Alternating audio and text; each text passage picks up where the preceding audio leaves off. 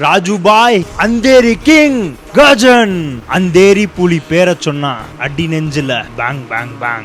இன்னைக்கு டாஸ்ல சூரியகுமார் யாதவ் ரோஹித் சர்மாஸ் பேக்னு சொன்னோனே அந்த கத்தும் கரகோஷமும் வான்கடவே வெடிச்சிச்சு.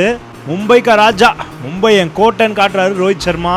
சரி, அப்படியே மேட்ச்குள்ள போனா லக்னோவோட டாப் ஆர்டர் பயங்கர ஸ்ட்ராங்கா இருக்கு. ஜாஷ் இங்கிலீஷ் வந்ததுக்கு அப்புறம் போட்டு அடி நிமித்திட்டாங்க. ஃபார்ம்லே இல்லாத நிக்கோலஸ் புரனை கூட மும்பை ஃபார்ம் கொண்டு வந்துட்டாங்க.